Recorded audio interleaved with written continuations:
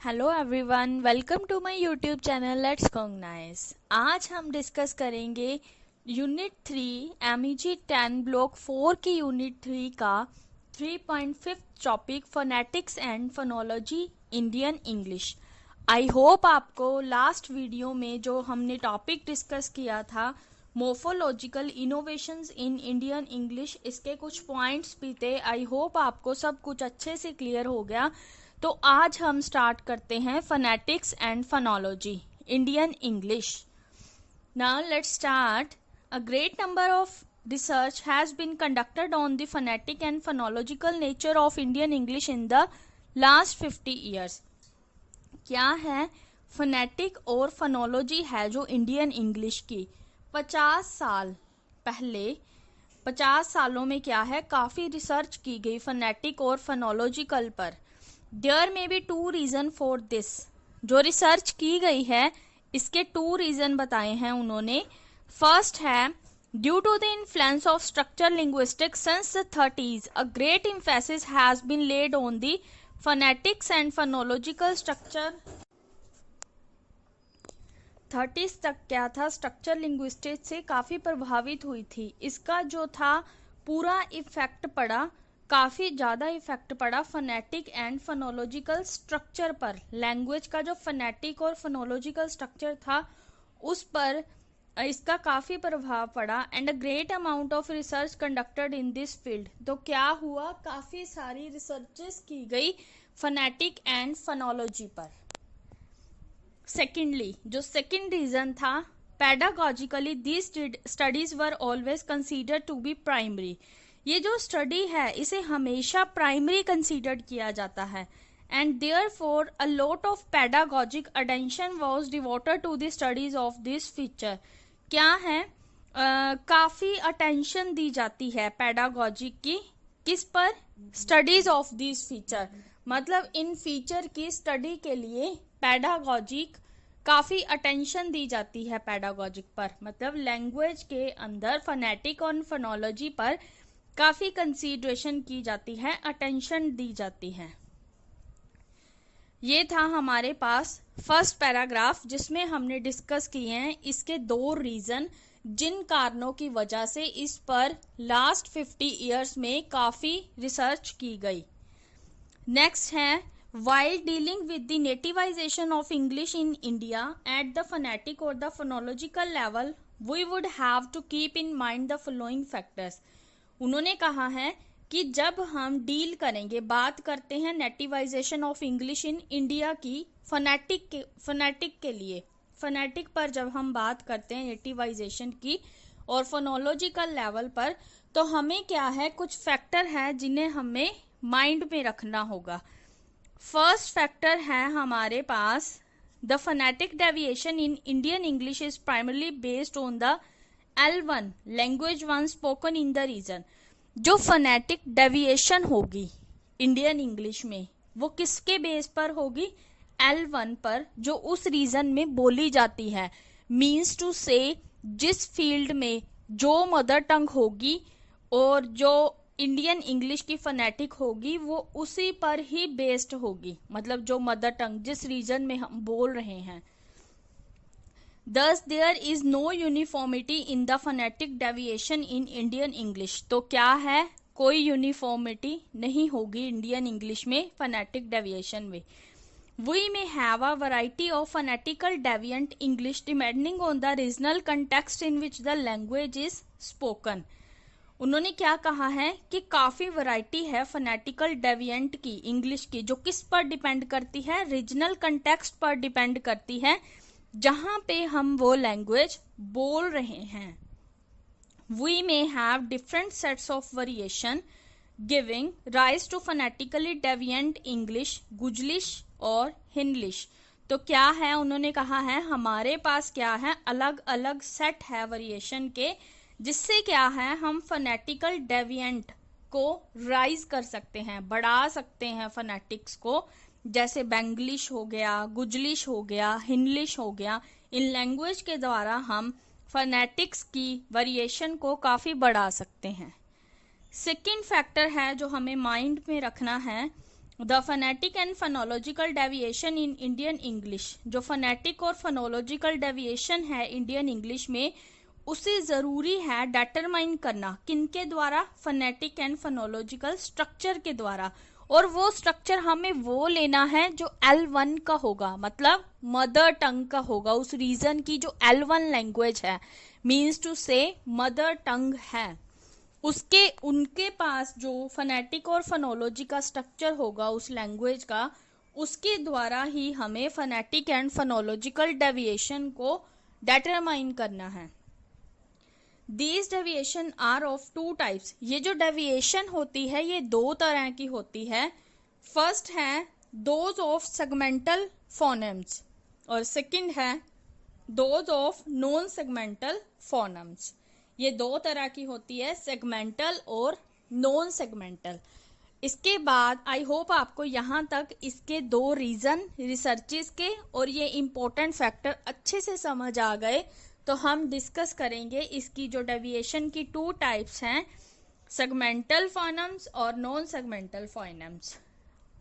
So now हम discuss करते हैं सबसे पहले सेगमेंटल फोनेम्स।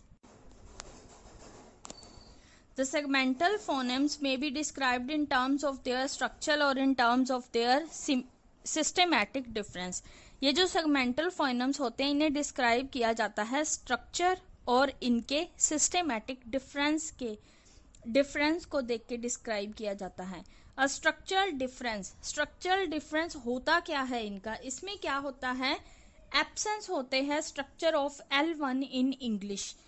इसमें क्या है, जो इंग्लिश का L1 इंग्लिश का स्ट्रक्चर होता है वो L1 में एब्सेंट होता है, क्योंकि वो हमारे रीजन की मदर टंग होती है, उसमें वही सारे फीचर होंगे, वही डेविएशन होंगी, वही वेरिएशन होगी जो हमारी मदर टंग में होगी। A systematic difference occurs when the structure of L1 and English may be identical yet may have differences in the element of the structure। Systematic difference कब अकर होगा, सिस्टेमैटिक डिफरेंस किसको बोलते हैं यहाँ पे, जब क्या है, जो L1 का स्ट्रक्चर है और इंग्लिश है दोनों क्या है, आइडेंटिकल होंगे, yet may have difference in the element of the structure। तो भी क्या है, दोनों होंगे तो आइडेंटिकल, पर उनके जो एलिमेंट है उनमें डिफरेंस होगा, मतलब मदर टंग के एलिमेंट कोई और होंगे और L2 इंग्लिश लैंग्वेज के एलिमेंट कोई और होंगे। तो ये क्या है, स्ट्रक्चरल डिफरेंस है। For example in both Hindi and English CVC morphemic structure is possible. उन्होंने एग्जाम्पल में कहा है कि दोनों लैंग्वेज है हिंदी एंड इंग्लिश, CVC की फुल फॉर्म है कंसोनेंट वोवल कंसोनेंट। ये जो मोरफेमिक स्ट्रक्चर है दोनों में पॉसिबल है, मतलब हिंदी में भी और इंग्लिश में भी ये CVC दोनों लैंग्वेज में पाए जाते हैं।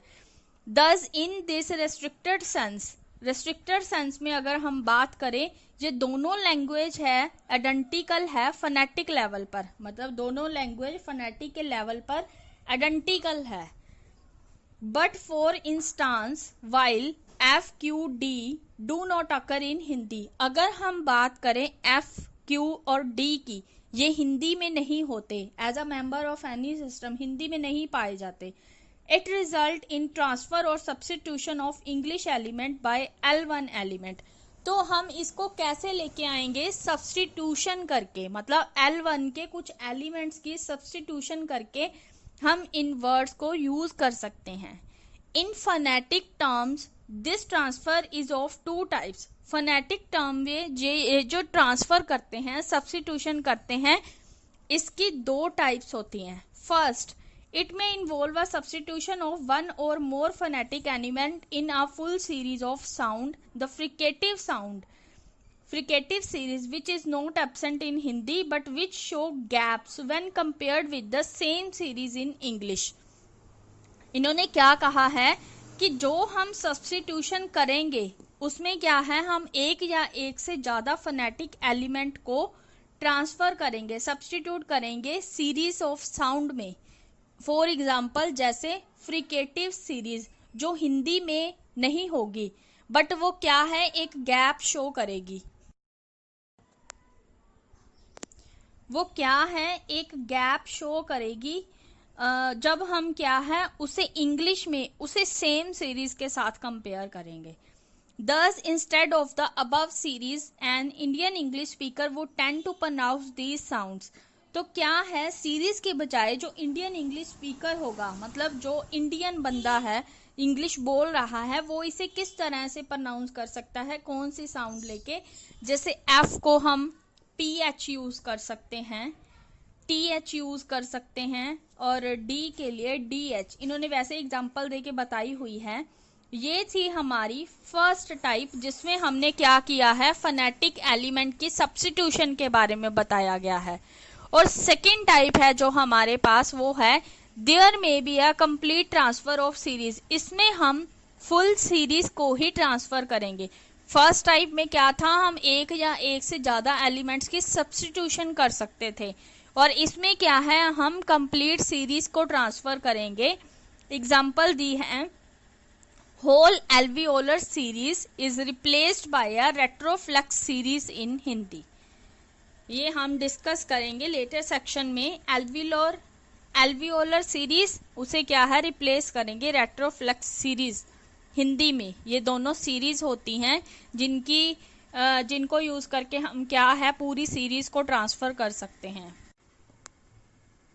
आई होप आपको ये सेगमेंटल फोनम्स अच्छे से समझ आ गए। इसमें हमने डिस्कस की थी 2 टाइप्स, जिस तरह से हम सब्स्टिट्यूशन और ट्रांसफर कर सकते हैं एलिमेंट्स और ग्रुप ऑफ सीरीज को। नेक्स्ट टाइप जो हमने डिस्कस करनी है वो है non segmental phonemes. Through research on the deviation in Indian English and the extent to which Indian English has been nativized in terms of its non segmental phonemic feature is relatively poor.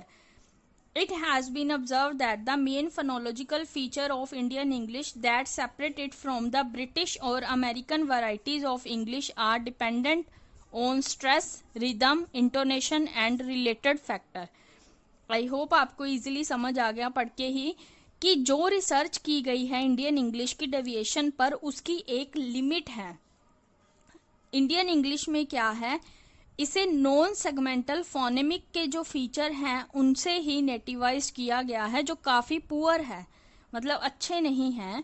It has been observe that, इसीलिए यही observe किया गया कि जो main phonological feature हैं Indian English के, वो क्या है, इसे ब्रिटिश और अमेरिकन वैरायटीज हैं जो इंग्लिश से, उससे अलग करते हैं। और ये किस पे डिपेंड करते हैं, लैंग्वेज की स्ट्रेस पर, रिदम पर, इंटोनेशन पर और रिलेटेड फैक्टर जो भी है इसके, ये होते हैं नॉन सेगमेंटल फोनेम्स, जो किस पर डिपेंड करते हैं, स्ट्रेस पर, रिदम पर और इंटोनेशन पर।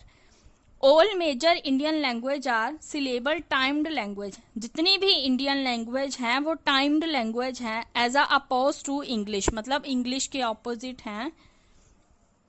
Is a stressed time language, stress time language है, सिलेबल टाइम लैंग्वेज है। फॉर एग्जाम्पल दी है, while scanning a poem in English, जब हम एक पोयम को स्कैन करते हैं इंग्लिश में, the syllable contained in a line are secondary to the stress pattern that are there in a line. तो जो उसके सिलेबल होंगे एज अ सेकेंडरी काउंट होंगे, क्योंकि इंग्लिश जो है सेकेंडरी लैंग्वेज है। स्ट्रेस पैटर्न है जो शो होगा एज अ सेकेंडरी शो होगा। The rhythm in the poem is created through, जो रिदम है हमने उस पोयम में क्रिएट करनी है, वो किससे क्रिएट करेंगे, डिस्ट्रीब्यूशन ऑफ स्ट्रेस से।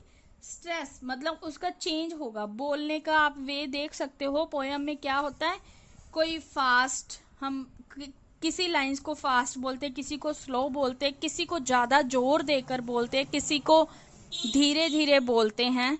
तो इसमें क्या है, जो पोयम है, पोयम का रिदम है, उसे डिस्ट्रीब्यूशन ऑफ स्ट्रेस के साथ क्रिएट करेंगे, ना कि डिस्ट्रीब्यूशन ऑफ सिलेबल के साथ। जिससे क्या होगा, इएम्बिक और ट्रोकेक मीटर यूज कर सकते हैं हम पोयम में। ये मीटर्स होते हैं इएम्बिक और ट्रोकेक, इन मीटर्स को यूज करके हम पोयम क्रिएट कर सकते हैं। However, a poem in Hindi, for instance, would create its rhythm through the distribution of its syllable and not its stress governed. दोनों में डिफरेंस क्या है, जो हिंदी में पोयम होती है उसकी रिदम को हम किस तरह से क्रिएट कर सकते हैं, डिस्ट्रीब्यूशन करके सिलेबल की, ना कि स्ट्रेस की। और इंग्लिश में जो पोएम होते हैं उसकी रिदम को हम किस तरह से क्रिएट करते हैं, स्ट्रेस को, डिस्ट्रीब्यूशन ऑफ स्ट्रेस से, ना कि डिस्ट्रीब्यूशन ऑफ सिलेबल से। आई होप आपको ये फुल टॉपिक अच्छे से समझ आ गया। Phonetics and phonology of Indian English, इसके 2 पार्ट्स हैं आगे, सेगमेंटल फोनेम्स और नॉन सेगमेंटल फोनेम्स। आई होप आपको ये अच्छे से समझ आ गए। नाउ मैं आपको एक बार बता दूं कि हमने जो डिस्कस किया है यहाँ पर, ये सारा चैप्टर आपको अच्छे से समझ आ गया। एक बार हम देख लेते हैं क्या क्या चीज़ें हमने इसमें रिवाइज की है। इसमें क्या है, फर्स्ट मोस्ट इम्पॉर्टेंट थिंग्स है, फोनोलॉजी क्या होती है। फोनोलॉजी एक तरह का साउंड सिस्टम होता है। और सिंटैक्स, सिंटैक्स क्या है, सेंटेंसेस कंस्ट्रक्शन होती है, जो हम सेंटेंसेस बनाते हैं उन्हें हम बोलते हैं सिंटैक्स। और जो वोकैबुलरी होती है उसे हम लिटरेचर लैंग्वेज में लेक्सिस बोलते हैं। और जो मीनिंग्स होते हैं, वर्ड्स होते हैं, उन्हें हम सिमेंटिक्स बोलते हैं। जो इंग्लिश है, हमने इस चैप्टर में यही पढ़ा है कि जो इंग्लिश है उसे as a second language use किया जाता है। वो हम तब एक्वायर कर सकते हैं जब हम लर्न कर लेंगे फर्स्ट लैंग्वेज को, मीन्स टू से मदर टंग को जब हम लर्न करेंगे उसके बाद ही हम सेकेंड लैंग्वेज इंग्लिश को लर्न कर सकते हैं। कोई भी लैंग्वेज हो, पर फर्स्ट लैंग्वेज को लर्न करने के बाद ही। और इसकी ट्रांसफॉर्मेशन किसकी तरफ होती है, मदर टंग से सेकेंड लैंग्वेज की तरफ। और ये जो लैंग्वेज है, इंग्लिश लैंग्वेज है, इसे यूज किया जाता है डिफरेंट सोशो कल्चर कंटेक्स्ट में। हमने टॉपिक ये पहले डिस्कस किया हुआ है सारा कुछ, एक बार इसलिए करवा रही हूँ कि आपको सब याद रहे। इस चैप्टर के मेन हेडिंग्स, मेन पॉइंट्स जो आपको याद रखने ज़रूरी हैं। सोशो कल्चर कंटेक्स्ट के लिए क्या है, लैंग्वेज को सोशो फैक्टर इफेक्ट करने होंगे, मतलब सब कुछ पता होना चाहिए, सोशो फैक्टर भी और कल्चर फैक्टर भी। मतलब सोशो कल्चर कंटेक्स्ट के लिए दोनों के फैक्टर बाउंड होने ज़रूरी हैं। क्या है, इंडियनिज्म क्या होती है, जो डिफरेंट वैरायटी होती है इंडियन इंग्लिश की, वो इंग्लिश की यूसेज से क्या है, काफ़ी राइज हुई है। और नंबर ऑफ इनोवेशंस हुई हैं जो इसकी, उसे हम बोलते हैं इंडियनिज्म।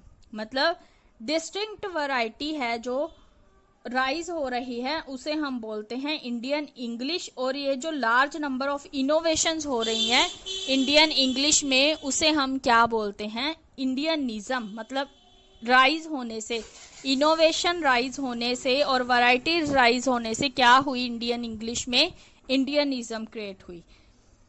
क्या है, इंडियन इंग्लिश की जो स्टडी की गई है क्लाइन ऑफ बाइलिंगुअलिज्म की, इसमें क्या है, वाइड रेंज की इंग्लिशेस को यूज किया गया है, उसको ही हम बोलते हैं क्लाइन ऑफ बाइलिंगुअलिज्म।